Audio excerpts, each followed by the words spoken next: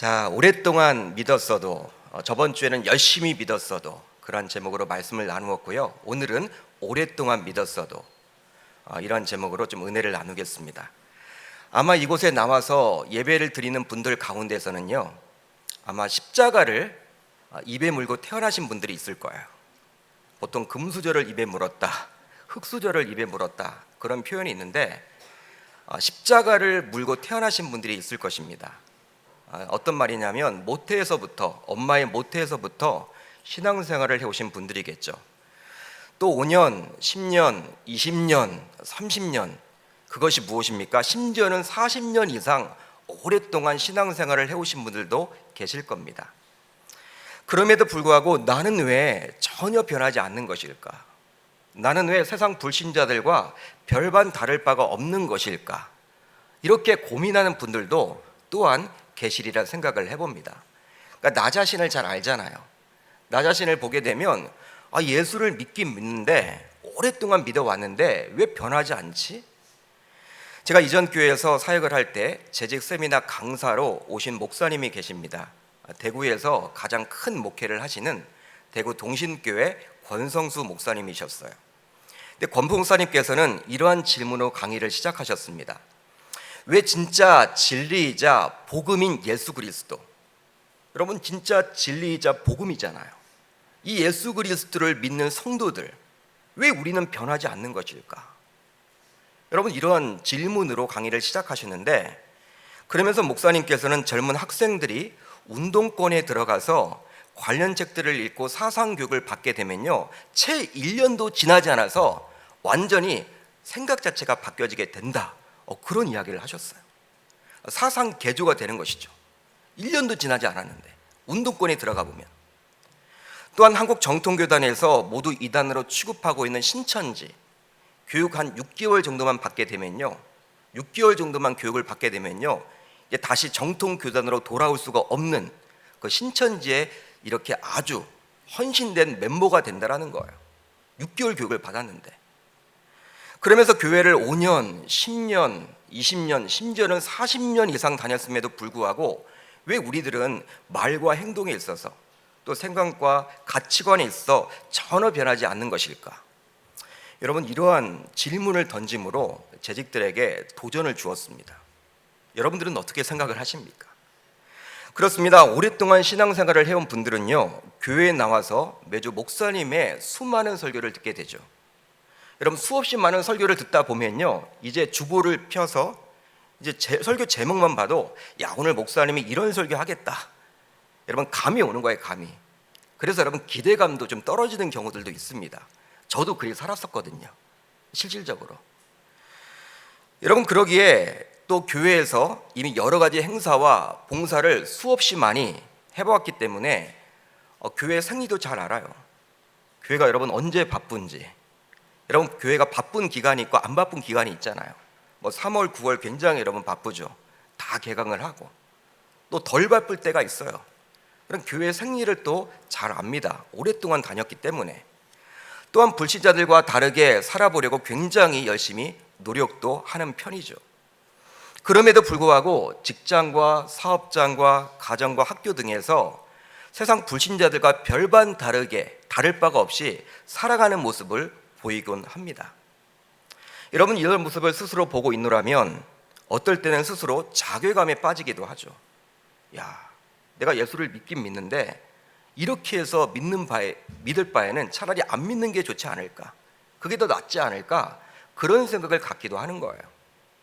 즉 신앙생활을 하면서도 기쁨과 즐거움보다는 불편한 마음이 들기도 하고 변하지 않은 자신의 모습 속에서 굉장히 괴롭기도 합니다. 혹시 여러분들은 괴로워해 본 적이 있으십니까? 나의 변하지 않는 모습 속에서. 여러분 나의 말과 행동과 생각과 가치관이 왜 세상 사람들과 별반 다를 바가 없을까? 왜 나는 그럴까? 수없이 많은 설교를 들었고 또 수많은 또 예배당에 출입하면서 또 말씀과 기도와 많은 것들을 해봤는데 왜 나는 변하지 않는 것이지? 그렇습니다. 오늘 설교의 제목과도 같이 오랫동안 믿었어도 우리는 잘 변하지 않아요. 잘 변하지 않습니다. 그렇다면 그 이유는 무엇이겠습니까? 왜 우리는 변하지 않는 것일까요? 여러분, 오늘 말씀 안으로 들어가서 답을 한번 찾아보겠습니다. 오늘 본문을 보게 되면요, 한 관리가 등장을 하는데 이 관리가 예수님에게 찾아와서 다음과 같이 여쭙게 됩니다. 선한 선생님이여, 내가 무엇을 하여야 영생을 얻으리이까? 그런데 보통 예수님을 찾아오는 사람들은요, 두 부류예요, 두 부류. 바로 예수님에 대해서 잘 아는 분들입니다. 예수님이 누구인지에 대해서 정확하게 아는 분들이에요. 그분들은 예수님을 부를 때 보통 어떻게 부르냐면 주여라고 부르죠. 영어로 Lord, 주님이라고 부릅니다. 잘 아니까. 나의 구주이십니다. 나의 주님이십니다. 그렇게 부르는 거예요. 반면에 예수님이 누구인지 잘 모르는 경우, 또 찾아오는 경우는 어떻게 부르냐면 선생님이라고 부르죠. 티처, 이렇게 여러분 부른다라는 거예요. 그런데 오늘 본문에 나오는 관리는 지금 어떻게 부르고 있습니까? 선생님이라고 부르고 있지 않고 선생님 앞에 어떤 형용사가 있어요? 선한 선생님이라고 부르고 있어요. 이렇게 호칭에 선한 선생님이라고 부르는 이면에는 스스로 선하다라는 자의식을 가지고 있기 때문에 그리 하는 거예요. 스스로 선하다라고 생각하기 때문에 예수님을 가리켜서 선한 선생님이라고 부르는 것입니다. 실제로 이 관리는 선하게 살아가는 것에 굉장히 관심이 대단했던 사람인 것 같아요. 왜냐하면 20절에 나온 다음과 같은 십계명의 계명들, 20절을 보시면 십계명의 계명들이 나와 있죠. 간음하지 말라, 살인하지 말라, 도둑질하지 말라, 거짓 증언하지 말라, 내 부모를 공경하라. 이런 계명들을 어릴 적부터 모두 지켜왔다라고 고백을 합니다. 누구에게 지금 고백을 합니까? 예수님에게. 여러분, 잘 모르는 처음 만난 사람에게 자신의 십계명의 여러 구절들, 여러 계명들을 온전히 지키고 있다라고 이야기하기는 결코 쉽지가 않아요. 처음 보는 사람에게, 낯선 사람에게. 여러분, 그런 이야기 한다는 것은요, 굉장히 쉽지 않습니다. 그런데 이 관리가 그리 말하고 있는 것으로 보아서 자신이 굉장히 선하다고 스스로 생각하고 있음을 우리가 살펴볼 수가 있게 되는 것이죠. 아, 그렇구나. 그러다 보니 예수님께 접근하여 부를 때에도 이 관리는 선한 선생님이라고 지금 부르고 있는 거예요. 계명을 어릴 적부터 잘 지켜왔습니다. 누구보다도 잘 지켜왔어요. 그리고 스스로 선하다라고 생각하고 있습니다. 그런 사람이 지금 자신의 입으로 선생님이라고 부를 정도면 야, 그 사람도 뻔할 뻔짜야. 계명을 잘 지키겠지. 나도 이렇게 계명을 잘 지켜서 선하게 살고 있으니 예수라는 사람도 계명을 잘 지켜서 선한 사람일 거야. 이런 생각으로 지금 선한 선생님이라고 부르고 있는 거예요. 한마디로 이 관리는 예수에게 선한 선생님이라고 부르면서 우리 신앙에 대해서 한번 이야기를 하죠라고 접근하고 있습니다. 이런 관리에 대해서 예수님은 이제 어떻게 대답을 하십니까? 단호하게 말씀을 하세요. 바로 이렇게 이야기를 하죠. 내가 어찌하여 나를 선하다 일컫느냐? 하나님 한 분 외에는 선한 이가 없느니라. 여러분, 예수님께서는 선하십니까? 선하지 않습니까? 여러분, 예수님은 선하신 분이에요? 선하지 않는 분이에요? 선하신 분이에요. 여러분, 예수님이 선하지 않는다면 누가 선하겠습니까? 굉장히 여러분 선하신 분이죠. 그분은 여러분 하나님이시잖아요. 선하신 분이에요. 그런데 왜 예수님께서는 선하신데 자신이 선하지 않고 오직 하나님 한 분만이 참 선하신 분이라고 이야기를 하고 있는 것일까요? 왜 이렇게 지금 이야기를 하고 있습니까? 그냥 관리가 선한 선생님이라고 불렀기에 예수님의 입장에서는 그냥 모른 척 지나가도 좋을 것 같아요. 그렇죠? 선한 선생님, 여러분 듣기 좋은 말이잖아요. 여러분, 실질적으로 지금 이 관리는요, 예수님에게 찾아와서 이 호칭이 중요한 게 아니야. 내가 무엇을 해야지만 영생을 얻습니까? 라고 그 질문, 그게 궁금해서 찾아왔기 때문에 예수님에게 찾아온 것 자체가 여러분 고맙잖아요. 관리가, 공무원이, 영향력 있는 사람이. 그렇다면 선한 선생님, 그런 호칭을 여러분 무시하고 그냥 지나쳐도 될 것 같아요. 그리고 나서 어떻게 네가 살면 영생을 얻을 것이다, 그 대답만 하면 좋을 것 같아요. 그렇죠? 그런데 예수님은 이 관리에게 좀 까칠하게 반응하고 있습니다. 다소 신결지적으로 반응을 하고 있죠. 내가 어찌하여 나를 선하다 일컫느냐? 하나님 한 분 외에는 선한 이가 없느니라. 여러분, 이 대답이 까칠한 대답이잖아요. 까칠한 대답이에요. 그렇다면 그 이유는 무엇일까요? 예수님께서 이렇게 말씀하신 이유는 무엇입니까? 오늘 말씀 앞뒤 문맥을 보게 되면 예수님께서 이렇게 반응하신 이유를 우리가 살펴볼 수 있게 되는데, 바로 어려서부터 계명을 온전히 지켜오므로 스스로 선하다라고 여기는 그 관리에게 너는 선하지 않아, 너는 선한 사람이 아니야, 그 말을 하고 싶은 거예요. 지금 그 말을 하고 싶은 거예요. 너는 선하지 않아. 이 예수님의 말씀을 들었을 때 아마도 이 관리의 얼굴이 일그러졌을 거예요. 왜 그렇습니까? 자기는 여러분 계명을 잘 지켰거든요. 어릴 적부터. 이 십계명이 여러분 계명시키기가 쉽지 않잖아요. 그런데 어릴 적부터 잘 지켜왔거든요. 지켜왔기 때문에 또 다른 사람들이 볼 때, 야, 이 관리가 진짜 선하다, 이 관리만큼 선한 사람은 없다, 이렇게 주변 칭찬들을 지금 많이 받아왔거든요. 그리고 스스로 어느 순간 선하다라고 생각을 하고 있거든요. 그런데 갑자기 예수님이 뜬금없이 너는 선한 사람이 아니야, 이런 말을 여러분 하시니 이 관리 입장에서는 굉장히 여러분 얼굴이 붉어졌겠죠. 기분이 나빴겠죠. 실제로 오늘날 어려서부터 교회에 다니는 분들은 대개가 여러분 착합니다. 저같이 여러분 착해요. 여러분 대개가 여러분 착해요. 정말 그래요. 오늘 말씀에 나오는 관리와 같이 부모도 잘 공경합니다. 그리고 살인도 하지 않죠. 가늠도 하지 않아요. 여러분 도둑질하지도 않고 남에게 거짓말도 잘하지 않아요. 그냥 여러분 착함, 얼굴이 여러분 씌어진 분들이 있어요. 그러게 여러분 적혀진 분들이 있어요. 대부분 여러분 모태신앙인 분들, 착하게 살아요. 여러분들 그러게 주변 사람들에게서 선하다 이런 이야기를 자주 듣습니다. 착하다 이런 이야기를 자주 들어요. 그러다 보니 어느 순간 자신이 스스로 선하게 살고 있다, 이렇게 여러분 자부하는 경우도 있죠. 물론 세상 사람들과 단순하게 비교해 보면 착한 게 여러분 맞아요. 선한 게 맞아요. 그러나 여러분 곰곰이 한번 생각을 해봅시다. 착하다, 선하다. 예수를 믿지 않아도, 교회를 다니지 않아도 타 종교를 가진 사람들 가운데, 혹은 종교가 없는 사람들 가운데 굉장히 윤리적이고 도덕적인 사람들이 있습니까, 없습니까? 있어요. 제 주변에도 여러분 많습니다. 굉장히 여러분 착해요. 한마디로 법 없이도 살만한 사람들이 주변에 많아요. 성품 자체가 굉장히 예의 바르고 착한 사람들이라 할 수 있습니다. 착한 사람들은 굉장히 여러분 많아요. 따라서 예수님께서 이 관리에게 어릴 적부터 계명을 지켜오므로 선하다라고 평가받는 것이 중요한 것이 아니라, 이 관리의 신앙생활에 한 가지 부족한 점을 지금 지적하고 채워주기를 원했다라는 거예요. 착한 게 중요한 게 아니라는 거예요. 바로 관리가 어려서부터 하나님을 알고 믿고, 심지어는 그분의 말씀인 계명을 잘 지키고 있음에도 불구하고 아직까지 내려놓지 못한 한 부분이 관리를 보자마자 예수님의 눈에 보였다라는 사실입니다.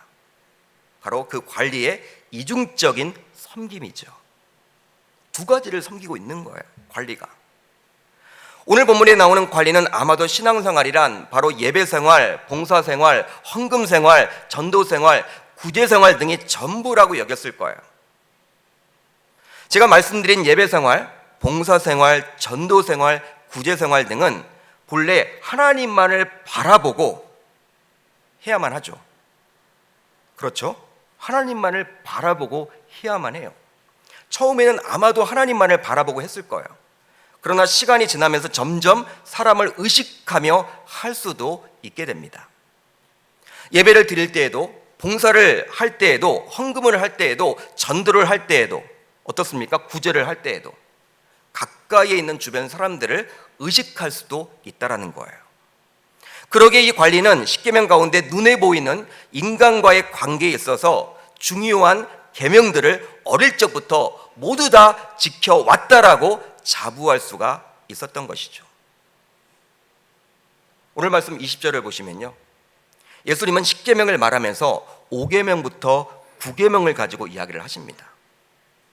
1계명부터 4계명과 10번째 계명은 나와 있지 않아요. 그렇다면 왜 예수님께서는 10계명, 10가지 계명 가운데 5계명부터 9계명, 즉 5가지 계명만을 가지고 언급을 해주고 있을까요? 우리가 잘 알다시피 10계명의 1계명부터 4계명은요 누구와의 여러분 관계에 대한 이야기입니까? 하나님과의 관계에 대한 이야기예요. 다른 신을 섬기지 말아라, 우상을 만들지 말아라, 하나님의 이름을 망령되이 부르지 말아라, 안식일을 거룩하게 지키라. 다 여러분 전부 하나님과의 관계예요. 10번째 계명은 어떻습니까? 10번째 계명이 무엇이에요? 내 이웃의 집을 탐내지 말아라, 탐하지 말아라. 탐심에 관련된 이야기예요. 여러분 5계명부터 9계명까지와는 달리 1계명부터 4계명과 10번째 계명은 모두 외적인 것보다는 내적인 면이 굉장히 강한 계명들입니다. 그러게 그것들을 지켰는지 아닌지에 대해서는 타인이 언급하기가 쉽지가 않은 거예요. 여러분 한번 생각을 해보세요. 하나님 잘 믿고 있다고 하는데 타인들이 여러분 어떻게 그걸 점검을 해? 이거 할 수가 없는 거거든. 근데 여러분 부모를 공경하는 것 보이잖아요. 여러분들 눈에 보여요. 다른 사람들이 여러분 알 수가 있어요. 그러니까 1계명부터 4계명과 10번째 계명, 이 탐심에 관련된 내용들은요 실질적으로 타인이 확인할 수가 없는 거예요. 내면적인 거기 때문에. 따라서 예수님은 의도를 가지고 이 내적인 면이 강한 계명들인 1계명부터 4계명과 10번째 계명은 빼놓고 지금 이야기를 해주고 있는 것이죠. 왜냐하면 예수님은 이 관리가 자신의 문제를 스스로 깨닫기를 원했지만 불필요한 논쟁은 이 관리와 할 생각이 전혀 없었습니다. 여러분 예수님은 싸움닭이 아니에요. 싸우려고 하지 않습니다. 여러분 깨닫도록 하기를 원하시는 거지 이 관리와 여러분 막 싸울 필요는 없는 거예요. 논쟁이 되겠죠. 여러분 내가 하나님 여러분 예수님이 막 이제 첫 번째부터 네 번째 계명하면요 이 관리는 여러분 누구보다도 내가 잘 섬기고 있다 막 이렇게 주장할 거 아닙니까? 여러분 싸움만 될 거 아니에요. 그러니까 깨닫기를 원하는 거야. 스스로 돌이키기를 원하는 거야. 관리는 나름대로 어릴 적부터 5계명부터 9계명까지를 잘 지켜왔다고 자부하고 있었는데요 이 계명들은 바로 인간과의 관계를 뜻합니다. 사람 사이의 관계를 뜻하는 거예요. 그런데 오늘 말씀과 병행 구절인 마태복음 19장을 보게 되면 이 5가지 계명을 아우를 수 있는 구절이 하나 더 첨가되어 있어요. 놀랍게도 여러분 첨가되어 있습니다. 바로 어떤 구절이냐면 내 이웃을 내 자신과 같이 사랑하라.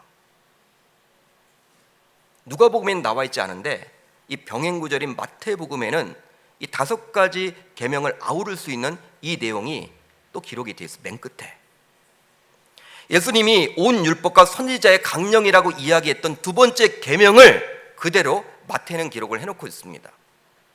여러분 이걸 어떻게 해석을 해야 되느냐? 어릴 적부터 나름대로 5계명부터 9계명까지를 지켜왔다고 자부하는 이 관리를 이제 깨우치고자 예수님은 그에게 이제 이렇게 말씀을 하세요.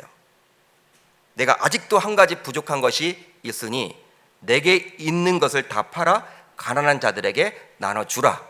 그리하면 하늘에서 내게 보화가 있으리라. 그리고 나서 나를 따르라. 누구의 말씀입니까? 우리 예수님의 말씀이세요.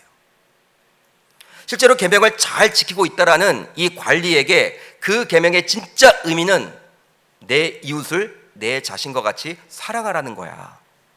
네가 5계명부터 9계명까지를 잘 지키고 있다며.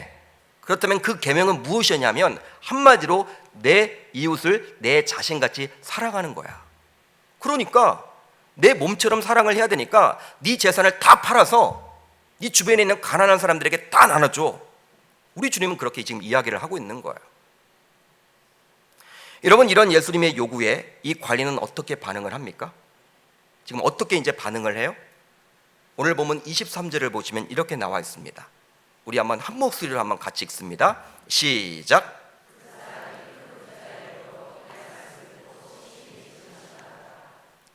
큰 부자였어요. 큰 부자. 공무원인데 큰 부자였어. 어떻게 재산을 이렇게 했는지 몰라요. 아무튼 큰 부자였어요.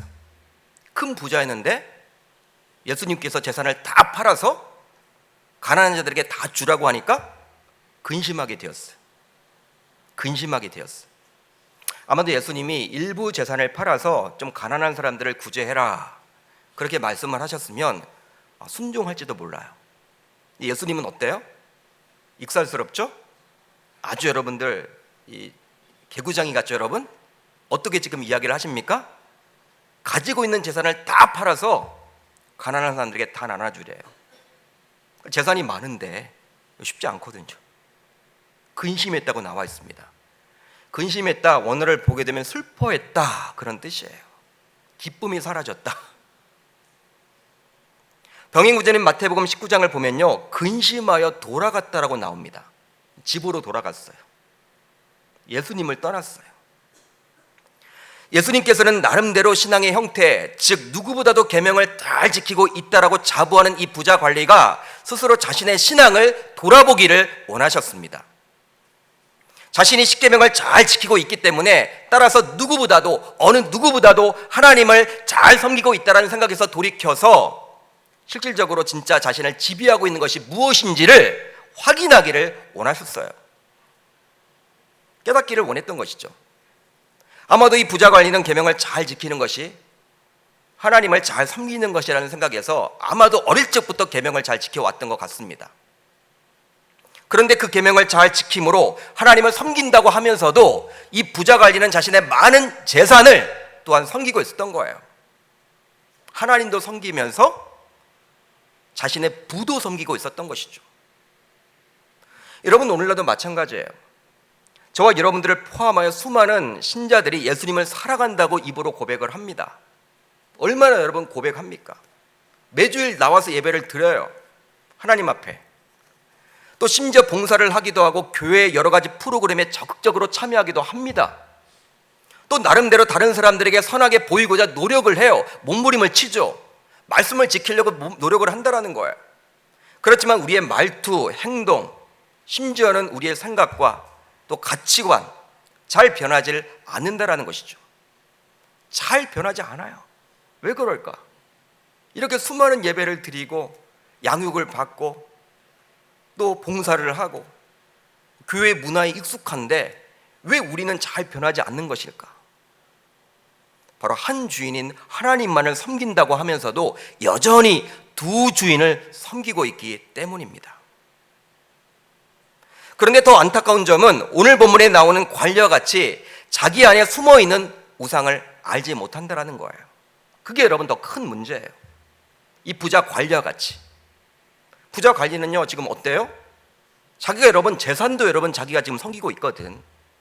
하나님 섬긴다고 하면서도 자신의 여러분 부가 여러분 자신의 우상이었거든요. 숨겨진 우상이었거든요. 근데 그걸 인식하지 못해요. 나름대로 누구보다도 신앙생활을 잘하고 있다라고 자부했던 사람이었어요. 예수님은 이 부자 관리에게서 그 숨어있는 우상을 보았던 것입니다. 그러기에 안타까운 마음으로 이 부자 관리와 대화를 이어가고 있는 것이죠. 우리가 이 말씀을 잘못 이해하게 되면 부자는 무조건 하나님 나라에 갈 수 없다, 천국에 들어갈 수 없다라고 해석할 수가 있지만 그런 해석은 잘못된 해석이에요. 그러기에 오늘 본문에 등장하는 이 부자 관리가 왜 하나님 나라에 들어가지 못했습니까? 왜 예수님을 떠나갔습니까? 근심하며 떠나갔습니까? 그 이유가 무엇입니까? 부자라는 것 때문이 아니라 바로 그의 많은 재산이, 그의 많은 부가 그에게는 우상이 되었기에 오로지 하나님만을 섬기지 못하도록 만들었기 때문입니다. 여러분, 오랫동안 믿어도 우리가 변화되지 않는 일은 딱 한 가지예요. 딱 한 가지입니다. 왜 내가 변화되지 않지? 왜 나는 말과 행동과 생각과 가치관이 항상 하나님을 믿는다고 하면서도 세상 사람들과 별반 다를 바가 없지? 왜 교회 내에서도 교회 일을 하면서도 왜 세상에 직장에서 했던 방식 그대로 하려고 하지? 이게 달라야 되는데 이 교회는 바로 하나님을 섬긴다고 하면서도 또 다른 무언가를 섬기고 있기 때문입니다. 하나님을 섬긴다고 말은 해요. 그렇지만 또 다른 무언가를 섬기고 있기 때문에 우리는 변하지 않는 거예요. 하나님을 섬긴다고 하면서도 예배로 드립니다. 또 봉사도 합니다. 전도도 합니다. 헌금도 드리고 또 구제를 해요. 그렇지만 아직까지 또 다른 무언가를 또 섬기고 있는 것이죠. 바로 자신의 내면 속에 숨겨진 우상을 섬기고 있는 거예요. 오늘 말씀에 나온 부자와 관리같이 돈을 섬길 수도 있습니다. 여러분, 돈은 더 이상 이 교회 내에서 우리 신자들 사이에서 숨겨진 우상이 아니라 드러낸 우상이 되어버렸어요. 이 돈 앞에서는 여러분 다 넘어져요. 다 넘어져요. 이 돈이 뭔지. 돈 하다가 여러분 돌아버려요. 진짜 그래요. 여러분 문제 있는 교회들을 보십시오. 다 돈 문제예요. 여러분 결국은 돈이 여러분 거기에 있어요. 여러분 돈, 내 주머니를 열어서 어떻게 사용하느냐를 보게 되면요, 정말 내가 돈이 우상인지 아닌지를 여러분 알 수가 있잖아요. 여러분 돈이 우상이다 보니 돈을 어떻게 벌었는지는 더 이상 중요하지 않습니다. 그리고 부자만 되면 하나님의 축복이라고 믿는 성도들이 굉장히 많다라는 거예요. 남에게 피해를 줄지언정 자신의 이익만 챙기면 그것이 하나님의 은혜라고 이야기하는 분들이 굉장히 많습니다. 그리고 감사금을 하죠. 하나님이 과연 기뻐하시는 감사금이 될까요? 남에게 여러분 피눈물을 흘리게 했는데, 실제로 저에게 개인적으로 찾아와서 기도 부탁을 한 성도님이 계셨어요. 우리 교회 이야기는 아닙니다. 그런데 이분은 건축을 하시는 분이었는데 굉장히 큰 러브 호텔이 재건축 수준으로 리모델링을 하는 것 같아요. 리모델링. 자기가 알고 있는 러브 호텔, 러브를 하는 곳. 여러분 알잖아요. 욕심이 생긴 거죠. 목사님, 기도 부탁을 하는 거예요. 자기 업체가 그걸 수주하게 해달라고.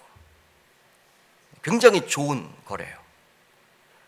좋으면 좋은 것 아니냐.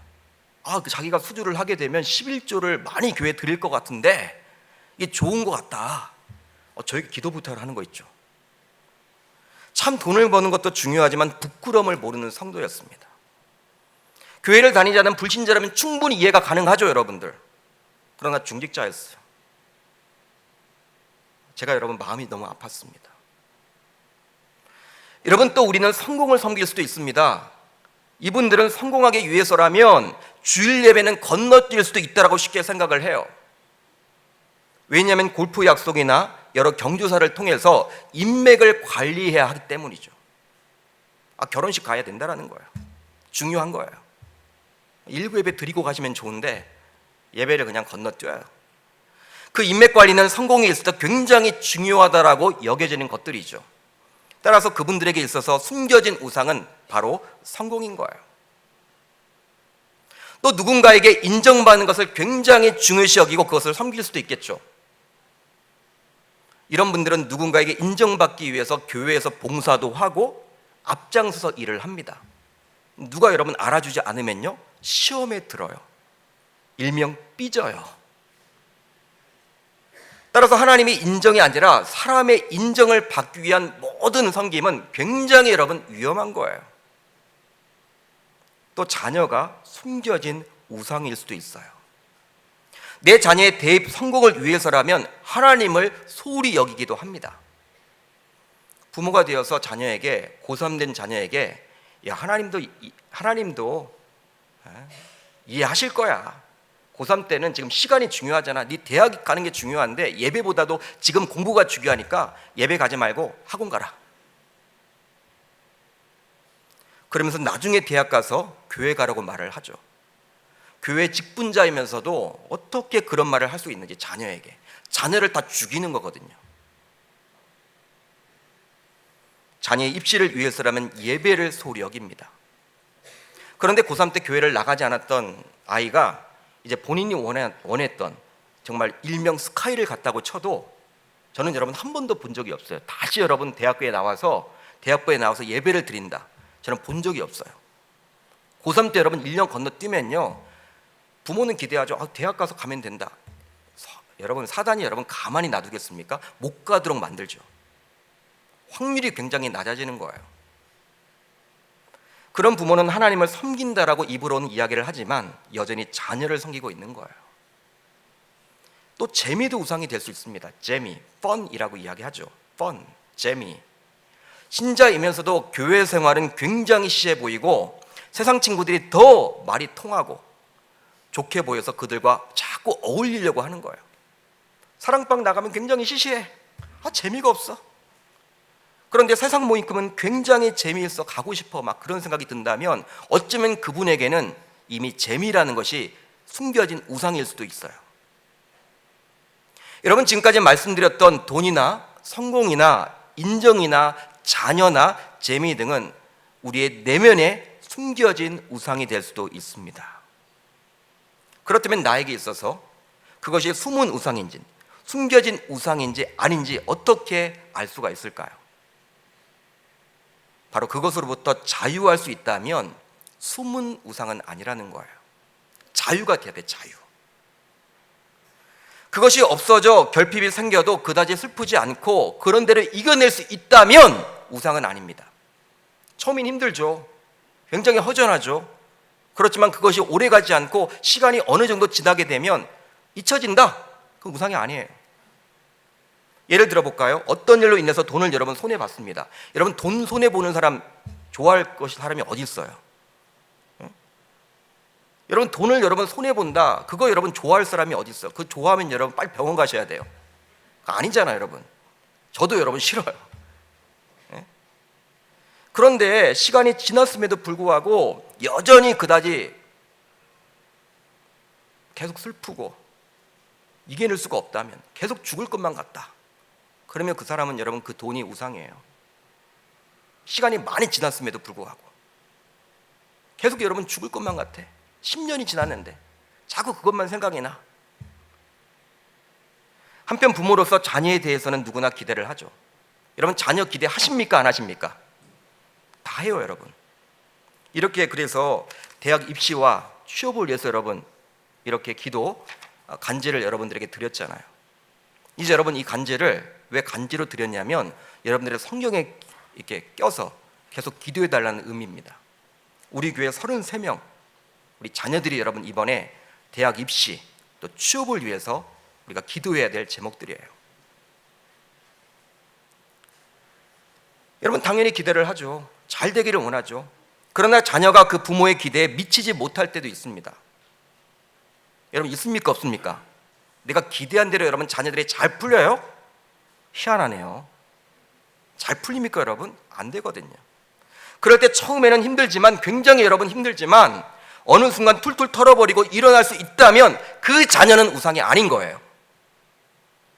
즉, 내 자녀가 아무리 소중하더라도 그 자녀에 의해서 내 인생 자체가 좌지우지되지 않는다면 그 자녀는 우상은 아닙니다. 여러분, 자녀 입시 때문에 어떤 분들은요 막 직장도 포기하는 분들도 있어요. 여러분, 거기에 매달리려고. 그 우상일 될 수도 있어요. 여러분, 우상일 확률이 높아요. 여러분, 자녀 때문에 내 인생 자체가 엉망이 된다, 내가 생각했던 계획들이 다 틀어진다, 그러면 그 자녀가 우상이 될 확률이 높아지는 거예요. 여러분, 돈이나 성공이나 인정이나 자녀, 재미도 그 자체는 결코 나쁜 것이 아닙니다. 하나님이 허용해 주신 것이죠. 허락해 주신 것이죠. 하지만 그것들이 없을 때 굉장히 슬프고 화가 나고 짜증나고 무기력에 빠지게 된다면 그것들은 이미 숨겨진 우상일 확률이 높아지는 거예요. 예수님은 오늘 말씀에 나오는 부자 관리 예를 보여주므로 저와 여러분들 속 안에 있는 그 숨겨진 우상을 폭로하기를 원하십니다. 지금 이 자리에서. 그런 숨겨진 우상들이 우리 안에 얼마나 많은지 몰라요. 여러분, 이를 용인하게 되면요, 우리는 하나님을 섬긴다고 하면서 진짜로는 다른 것을 섬기고 있는 거예요. 그 우상을 섬기고 있는 거예요. 오늘 말씀에 나와 있는 이 부자 관리와 같이. 그렇기 때문에 아무리 오랫동안 믿었어도, 오랫동안 교회에 출입해도, 오랫동안 신앙의 연조를 가지고 있어도 우리는 결코 변하지 않습니다. 변할 수가 없어요. 바로 우리가 섬기는 그 숨겨진 우상의 욕구가 툭툭 말과 행동에서, 우리의 생각과 가치관에서 튀어나오기 때문입니다. 여러분, 기독교 신자지만 여러분, 돈이 여러분 혈안이 된 사람들은요, 하나님의 말씀, 이런 양육, 훈련 이런 데보다도 여러분 돈 버는데 여러분 정신이 가 있잖아요. 돈 버는데 어떻게 하면 내가 돈을 많이 벌까? 예배도 빠져요. 따라서 우리가 오랫동안 믿었어도 변하지 않는 것에 속상해하지 마시고 이제부터는 오히려 우리 내면 속에 숨겨진 우상이 무엇이 있는지를 면밀하게 살펴볼 수 있기를 주님의 이름으로 축복합니다. 오늘 말씀을 보게 되면 예수님께서 부자 관리에게서 숨겨진 우상을 폭로해주고 계시죠. 누가 폭로해주고 계세요? 예수 그리스도. 마찬가지로 지금도 우리 주님께서는 매주일 들려지는 설교를 통해서 야, 내 안에 이러한 우상이 있었구나, 내가 지금까지 이러한 우상을 섬겼구나, 이걸 깨닫도록 해주신다는 거예요. 설교를 통해서, 말씀을 통해서. 또한 매일매일 읽어 내려가는 말씀 읽기와 묵상을 통해서도 나의 숨겨진 우상을 폭로하시죠. 또 하나님과의 깊은 교제인 기도를 통해서도, 찬양을 통해서도 우리의 숨겨진 우상을 하나님은 폭로해 주십니다. 그러게 우리들은 말씀과 기도와 이 찬양을 가까이 해야 하는 거예요. 왜냐하면 그 말씀과 기도와 찬양은 우리 내면 속에 숨겨진 우상을 밝혀내는, 폭로시키는 도구이기 때문입니다. 저도 이번 한 주 동안 이 본문의 말씀을 묵상하면서 또 기도하면서 내 안에 자리 잡고 있는 숨겨진 우상이 있더라고요. 참 하나님 앞에 부끄러웠어요. 참 이 간증을 해야 되는지 말아야 되는지 고민하다가 성령의 감동으로 인해서 하게 됩니다. 참 부끄럽더라고요.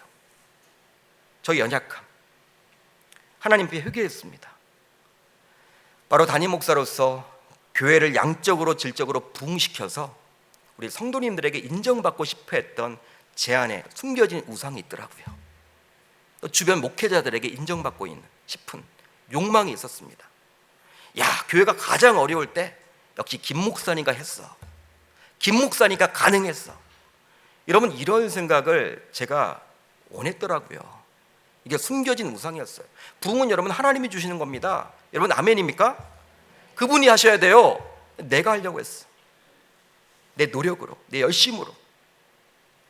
사랑하는 계명교회 성도 여러분, 오늘 말씀을 통해서 우리 주님께서는 여러분들 속에 있는 숨겨진 우상도 발견되기를 원하십니다. 여러분들 스스로 발견하기를 원하세요. 그러기에 오늘 말씀에 비추어서 나의 숨겨진 우상은 과연 무엇인지를 살펴볼 수 있기를 주님의 이름으로 축복합니다. 그것이 자녀입니까? 돈입니까?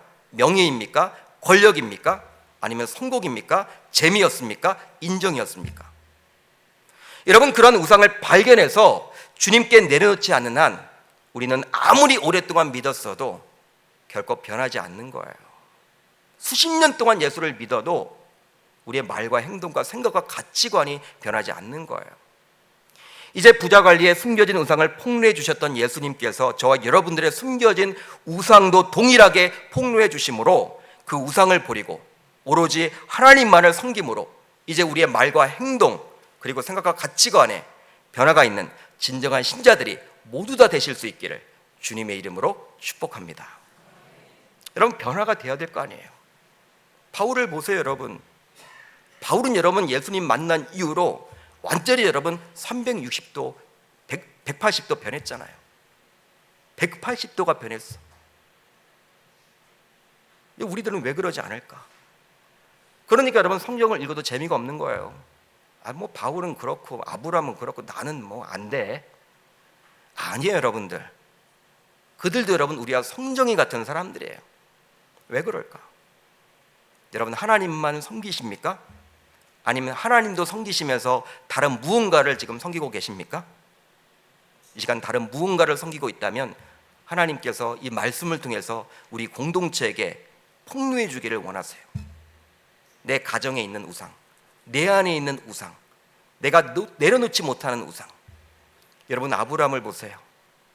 여러분, 자녀를 낳아도 우리 자녀가 귀하지만 이 아브라함만큼 아브라함에게 있어서 100세에 낳은 아들의 100세에 낳은 아들 얼마나 귀하겠습니까? 100세 아들 하나. 근데 그 아들을 하나님 앞에 번제로 드리잖아요. 그에게는 우상이 아니었던 것이죠. 그 다음부터 하나님은 그의 인생을 축복해 주십니다. 저와 여러분들 그런 삶을 살아갈 수 있기를 주의 이름으로 축복합니다.